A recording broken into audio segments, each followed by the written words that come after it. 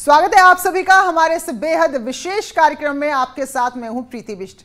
अपराध, अवैध कमाई और आतंक के खिलाफ सबसे बड़ा ऑपरेशन। पहले आम जनता ही नहीं बल्कि पुलिस भी गैंगस्टर से डरती थी, लेकिन माफिया राज के अंत की मुनादी हो रही है। अपराधियों के अवैध साम्राज्य को खत्म करने के लिए ऑपरेशन क्लीन चलाया जा रहा है। इसका सबसे ज्यादा असर अगर कहीं देखने को मिल रहा है तो वह है उत्तर प्रदेश का पूर्वी हिस्सा यानी कि पूर्वांचल में, और निशाने पर है मुख्तार का साम्राज्य।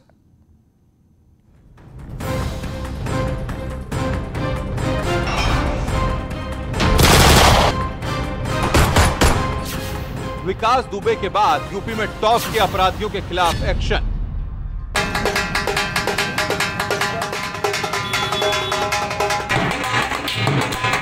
नवीन निषाद उर्फ पप्पू निषाद, सनौ रतीलाल निषाद, क्या 23/26 2 तल्ला मकान पर एक गाड़ी स्पोर्ट को जब्त किया जाता है। गाजे बाजे के साथ अपराधियों पर पुलिस का प्रहार।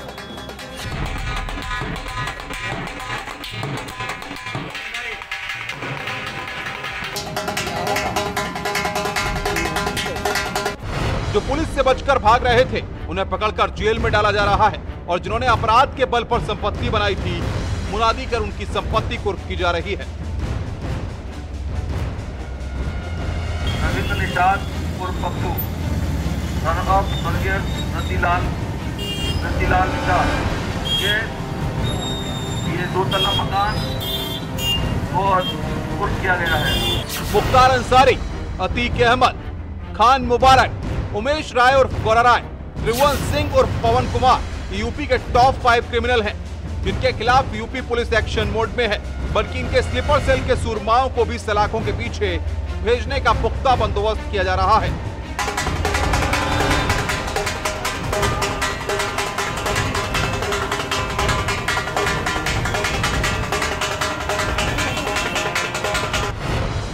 विकास दुबे के एनकाउंटर के बाद यूपी सरकार ने प्रदेश के बड़े अपराधियों के खिलाफ कार्रवाई का मन बना लिया है।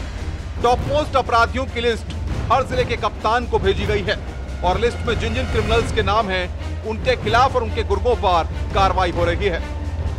योगी सरकार का गैंगस्टर के खिलाफ अभियान जारी है। जिस तरीके से कानपुर में विकास दुबे को उसके कर्मों की सजा दी गई, उसके बाद और उसके जितने भी गुर्गे थे उनको पुलिस ने मार गिराया, तो फिलहाल अब पूर्वांचल में भी पुलिस का फोकस गैंगस्टर की तरफ जा रहा है। पिछले 1 महीने में यूपी में ऑपरेशन मुख्तार के तहत मुख्तार अंसारी के गैंग के खिलाफ मऊ, गाजीपुर और वाराणसी में बड़ा एक्शन लिया गया।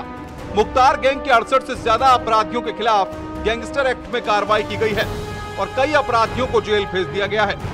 मुख्तार के रिश्तेदारों समेत करीबियों के शस्त्र लाइसेंस रद्द कर दिए गए हैं। शूटर प्रकाश मिश्रा और ब्रजेश सोनकर की संपत्ति भी जब्त कर ली गई है।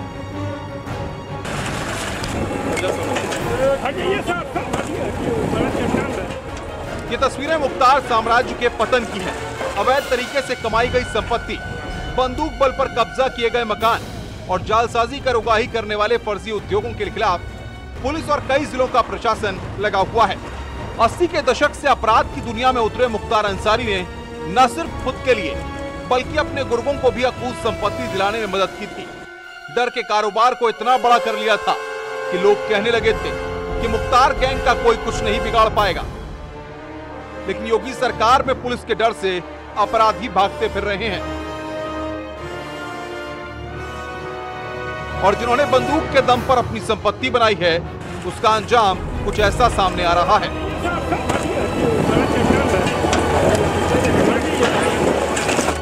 Team news 18।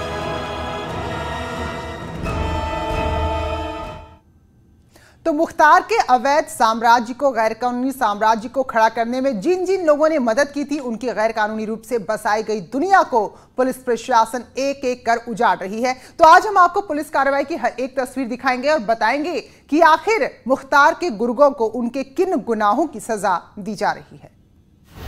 गाजीपुर, मऊ, जौनपुर, वाराणसी, आजमगढ़, चंदौली और भदोई में मुख्तार अंसारी गैंग पर कसता शिकंजा। पूर्वांचल के अलग अलग जिलों में ताबड़तोड़ कार्रवाई से हड़कंप मच गया है। अब तक 53 करोड़ की संपत्ति कब्जे से मुक्त करा ली गई है। मुख्तार गैंग की करीब 30 करोड़ की सालाना वसूली बंद, 65 असलाह लाइसेंस रद्द कार जब्त कर लिए गए हैं और गैंग से जुड़े 96 बदमाश शूटर सलाखों के पीछे भेज दिए गए हैं। बहुत तेजी से ये आंकड़े बदल भी रहे हैं। पुत्र स्वर्गीय रतीलाल निषाद निवासी जोगियापुर जौनपुर की चल बहचल संपत्ति। जरा जौनपुर की इन तस्वीरों को देखिए। मुख्तार गैंग के सदस्य रविंद्र निषाद की संपत्ति कुर्क करने पहुंची पुलिस ने सबसे पहले इलाके में मुनादी करवाई। दीवारों पर जगह जगह पोस्टर चिपका दिए गए ताकि अगर कोई इसे खरीदना चाहे तो रविंद्र निषाद की हकीकत देखकर इस संपत्ति से दूर हट जाए। जिस अपराधी पर पुलिस कभी हाथ डालने से बचती थी, जिसके दरवाजे पर पुलिस वाले नहीं जाते थे, अब जौनपुर से गाजीपुर तक उसकी संपत्ति कुर्क कर दी गई है। सरकार ने मकान, जमीन अपने कब्जे में ले लिया है।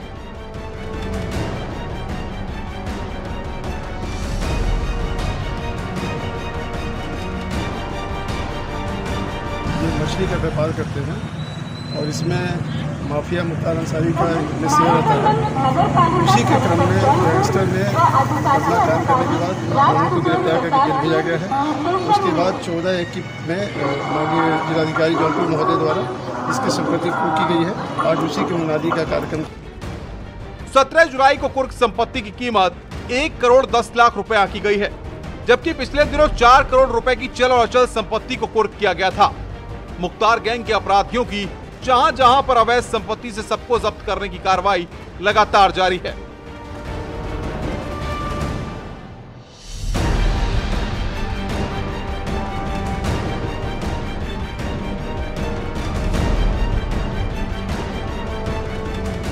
वाराणसी में भी पुलिस मुख्तार गैंग के सदस्य झुन्ना पंडित पर शिकंजा कस रही है। बता दें कि झुन्ना पंडित वो नाम था जो कभी मुख्तार अंसारी गिरोह और जेल में मारे गए मुन्ना बजरंगी के साथ जुड़ा रहा है और पूर्वांचल के कई जिलों में उसके खिलाफ मुकदमे दर्ज है। दोनों हाथ से गोली चलाने वाले वाराणसी के झुन्ना पंडित का असली नाम श्री प्रकाश मिश्रा है। लालपुर पांडेपुर थाना क्षेत्र के हाशिमपुर में झुन्ना पंडित के आलीशान मकान को कुर्क कर लिया गया है। परिवार वालों को घर के बाहर निकालकर प्रशासन ने अपना ताला लगा दिया। संपत्ति कुर्क करने से पहले मकान के बाहर डुगडुगी बजवाई गई। झुन्ना पंडित वर्तमान में जेल में बंद है, गैंगस्टर में बंद है।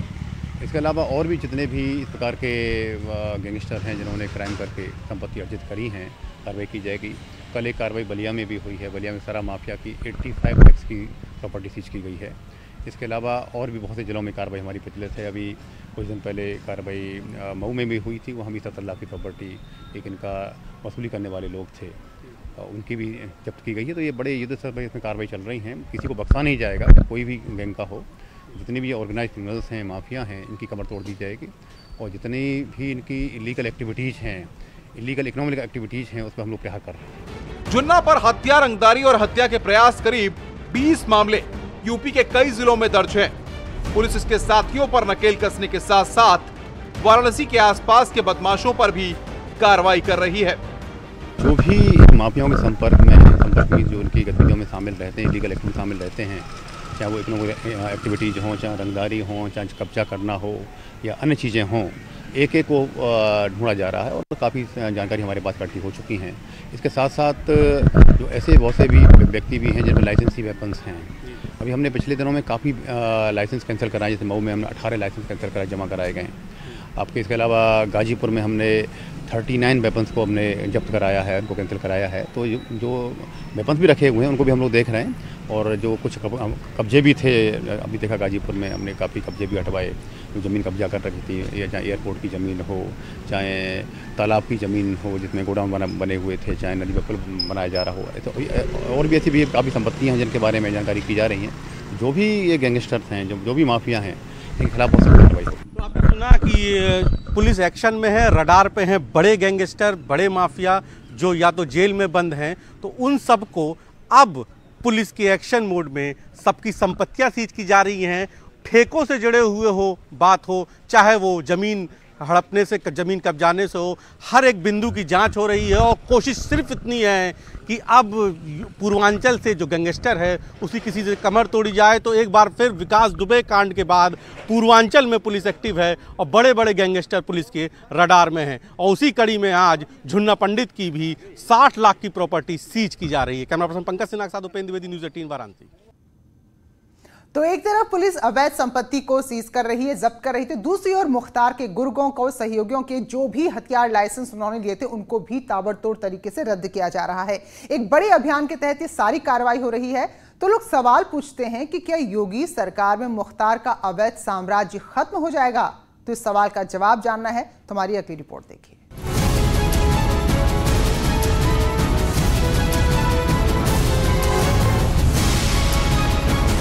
मुख्तार के भाई हो, पत्नी हो या बेटा,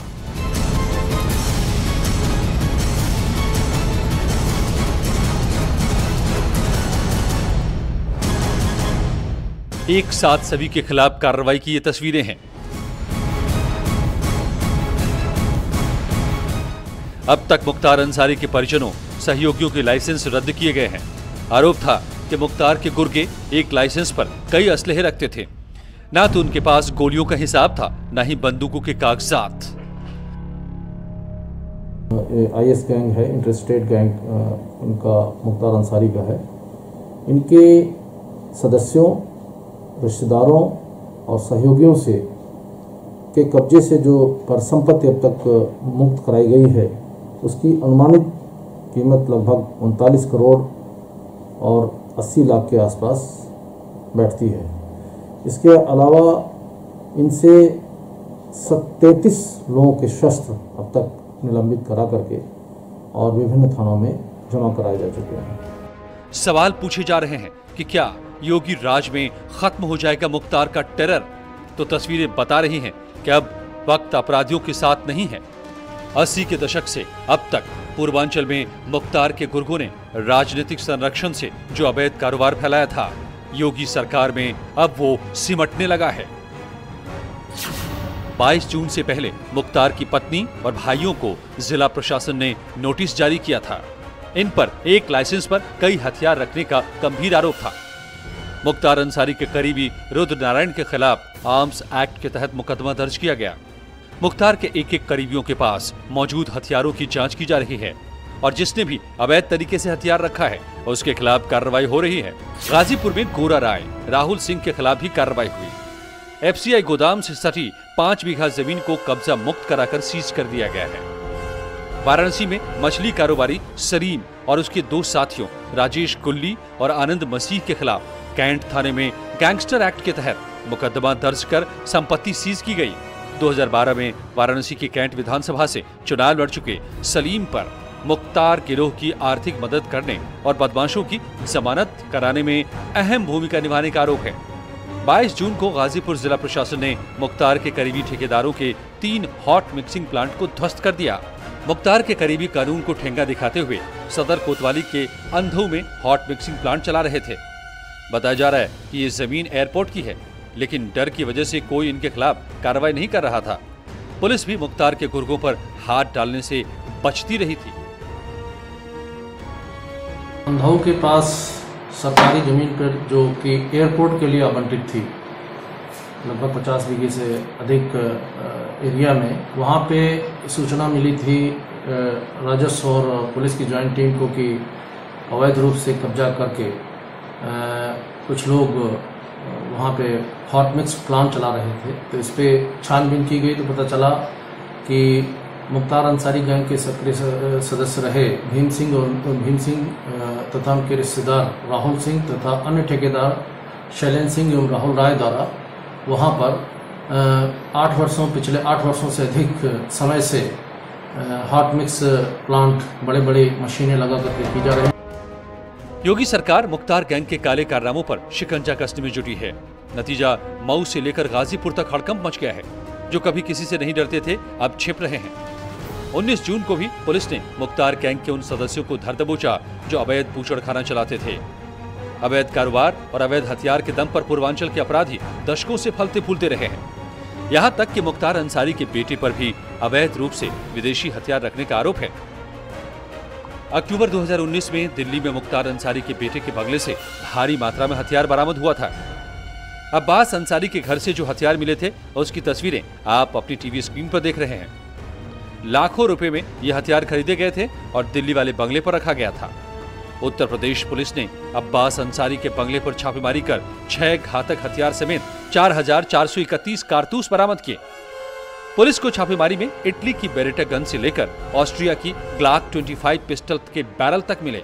अब्बास के पास से बरामद असलहों में इटली से आई .12 बोर की डबल बैरल और सिंगल बैरल बेरेटा बंदूक के साथ ही ऑस्ट्रिया की ग्लाक 25 पिस्टल के बैरल और स्लाइड समेत तमाम असलहे मिले हैं।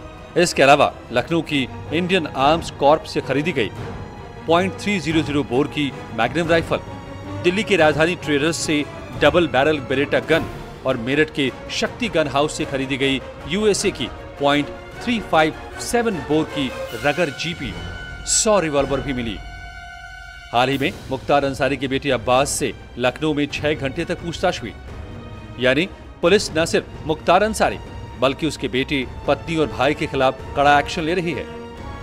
साल 2017 में योगी सरकार बनने के बाद मुख्तार अंसारी के एक एक काले चिट्ठे खुलते जा रहे हैं। पुलिस तेजी से उसके अवैध धंधों की जांच में जुटी है और इसी तरीके से मुख्तार और उसके करीबियों के अवैध साम्राज्य को खत्म किया जा रहा है। Bureau report, news 18।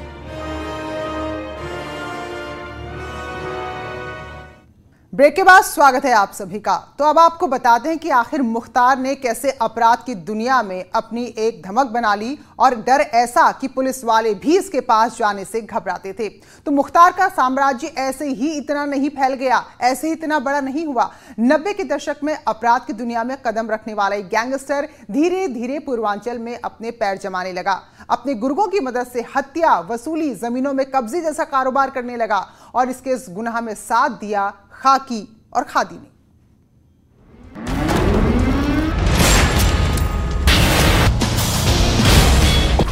80 का दशक,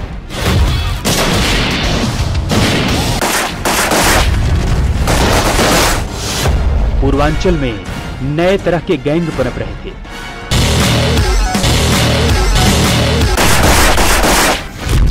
ठेके हासिल करने की जंग शुरू हो गई।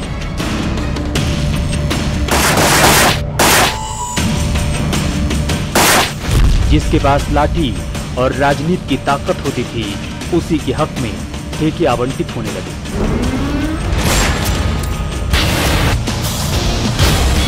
माफिया डॉन और बाहुबलियों का बोलबाला धीरे धीरे बढ़ने लगा था। उस दौरान पढ़ाई कर रहे मुख्तार अंसारी को भी इसका अंदाजा था। देखिए, जब हम उत्तर प्रदेश या खासतौर पर पूर्वांचल के संगठित अपराध की बात करते हैं तो अंसारी परिवार एक ऐसा परिवार है जिनके ऊपर ये माफिया का जो टैग लगना, इस टैग से बहुत सारे लोग वाबस्ता नहीं होते हैं। इस टैग को बहुत सारे लोग मानते नहीं हैं क्योंकि उनका जो पारिवारिक बैकग्राउंड है वो बैकग्राउंड काफ़ी पढ़ा लिखा, एक जमींदार परिवार से आने वाले। उनके दादाजी का एक बड़ा नाम था, दिल्ली में जामिया यूनिवर्सिटी बनवाने में उनका एक रोल था और तमाम इस तरीके की जितनी भी गतिविधियां उस जमाने में होती थी। यहाँ तक कि माना जाता था कि महात्मा गांधी भी एक बार जब पूर्वांचल के दौरे पे आए थे तो गाजीपुर में उनके घर पे जाकर के रुके थे। मुख्तार अंसारी कॉलेज के दिनों में एक अच्छा खिलाड़ी था, लेकिन अपराध की दुनिया भाने लगी थी और बताया जाता है कि कॉलेज के बाद मखनू सिंह गैंग की कमान मुख्तार अंसारी ने थाम ली। जैसे आप बात करेंगे इनके संगठित अपराध में प्रवेश करने की, तो 80 का दशक जब खत्म हो रहा था उस जमाने में गाजीपुर के एक डिग्री कॉलेज के एक सामान्य से चुनाव को लेकर के दो अलग अलग गिरोहों में, जो कि साधु सिंह मखनू सिंह के थे, उनमें एक अदावत शुरू होती है। उस अदावत के बाद में एक छोटा सा जमीन का टुकड़ा भी उस अदावत का एक हिस्सा बन जाता है और उसके बाद दोस्ती निभाने के लिए इनका प्रवेश होता है उसमें, आप कह लीजिए अपराध की दुनिया में। मुख्तार अंसारी उस वक्त सुर्खियों में आ गया जब मखनू सिंह के दुश्मन साहिब सिंह की फिल्मी अंदाज में हत्या हो गई और धीरे धीरे मुख्तार अंसारी का दबदबा वाराणसी के आसपास के इलाकों में बढ़ने लगा। और बाद में जब वो अदावत बढ़ करके एक संगठित अदावत के रूप में कन्वर्ट हो गई और दूसरी तरफ यहाँ बनारस से ही या पूर्वांचल से ही उसी जमाने में ब्रजेश सिंह का नाम भी काफ़ी उछलना शुरू हुआ था, आना शुरू हुआ था संगठित अपराध की दुनिया में। तो देखिए 90 का जो दशक है वो पूर्वांचल के संगठित अपराध को बनाने के लिए एक बड़ा अहम रोल उस दशक ने प्ले किया है। 90 के दशक में ठेकेदारी की दावेदारी को लेकर भी पूर्वांचल की धरती लाल हुई। शराब का ठेका हो या कोयले का, या रेलवे में छोटे छोटे काम की बोली लगानी हो, बिना गोली चले कोई भी बोली पूरी नहीं हो पाती थी। जानकार बताते हैं कि उस वक्त एक ओर मुख्तार का गैंग था तो दूसरी ओर अपराध की दुनिया में आए नए नवेले ब्रजेश सिंह का बोलबाला था। दूसरे तरीके की करवटें ले रहा था। चीन के तरफ से कुछ सामान, रेशम वगैरह आना शुरू हो रहा था। एक तरफ कोयले के कुछ व्यापार में कुछ गतिविधियों में परिवर्तन आ रहा था। इन सारी गतिविधियों का जो परिवर्तन है, और इसमें सरकारी ठेकों को आप जोड़ लीजिए, जिसमें विशेष तौर पर पीडब्ल्यूडी के ठेके हैं, रेलवे के ठेके हैं, या डीजल या पेट्रोल के जो भी सप्लाई वगैरह का काम था, इन सारे कामों को आप जोड़ लीजिए तो आप देखिए कि कई तरफ से कई क्षेत्रीय छत्रप पैदा होने शुरू हो गए थे। इन सारे क्षेत्रीय छत्रपों के ऊपर जो है एक पर्टिकुलर सेक्शन में या एक स्थान विशेष या एरिया विशेष में मुख्तार अंसारी जी का नाम अच्छे से चर्चित हो चुका था, और दूसरी तरफ एक इसी तरीके के सिस्टम में ब्रजेश सिंह जी का नाम भी हो चुका था। उस वक्त हर अपराधी की नजर वाराणसी पर होती थी। कहते हैं कि जिसने वाराणसी पर कब्जा कर लिया तो समझिए आसपास के जिलों में भी उसका सिक्का चलने लगता था। आरोप है कि मुख्तार अंसारी ने अपनी पकड़ बढ़ाने के लिए न सिर्फ गाजीपुर, मऊ, बल्कि वाराणसी में भी अपना नेटवर्क मजबूत कर लिया था। उस दौरान ये जो लंबी फेहरिस्त है उसमें 90 के दशक के पूर्वार्ध में ही नंदकिशोर रुंगटा विश्व हिंदू परिषद के अंतर्राष्ट्रीय कोषाध्यक्ष थे, और भाजपा समेत विश्व हिंदू परिषद और आरएसएस के बहुत क्लोज थे। मुरली मनोहर जोशी जी से लगायत, अशोक सिंघल जी से लगायत सब लोगों से उनके व्यक्तिगत निजी संबंध थे। उनका अपहरण होता है जिसमें कि इनका नाम आया, और उसके बाद वो अपहरण एक बड़ा केस माना गया। उसके बाद लंबी फिर इन लोगों के बीच में एक गैंगवार हुई उसी चट्टी में, तमाम छोटी गैंगवार्स और भी हुई हैं चंदौली और तमाम और जगहों पर। कुछ लोग कहते हैं कि मुख्तार शौकिया अपराध के रास्ते पर निकल पड़ा, तो वहीं कुछ लोग ये भी मानते हैं कि दोस्ती निभाने के लिए अपराध कर बैठे, और फिर धीरे धीरे मुख्तार का गैंग बड़ा होता गया। मुख्तार के बढ़ते कद को लेकर राजनीतिक गलियारों में भी चर्चा शुरू हो गई, तो वहीं मुख्तार अंसारी को भी राजनीति अपनी ओर खींचने लगी। साल 1985 में मुख्तार के भाई अफजाल चुनाव में उतरे और विधायक बने। मुख्तार का असर इतना था कि पहले चुनाव में ही अफजाल अंसारी को जीत मिली। 1989 में भी अफजाल अंसारी को जीत मिली, यानी गाजीपुर में अंसारी बंधुओं का सिक्का चलने लगा था। मोहम्मदाबाद सीट पर उनका लगातार कब्जा रहा। चुनाव में किसी की भी हिम्मत नहीं होती थी कि अंसारी बंधुओं को सीधी टक्कर दे दे। साल 1996 में मुख्तार अंसारी खुद चुनाव मैदान में आ गए और चुनाव जीतकर राजनीतिक पारी की शुरुआत कर दी।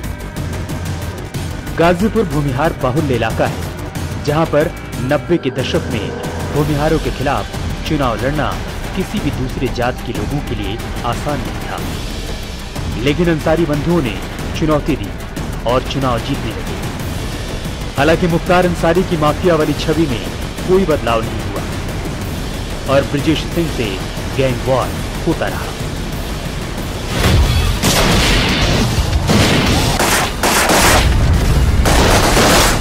साल 2001 में मुख्तार अंसारी पर जानलेवा हमला हुआ।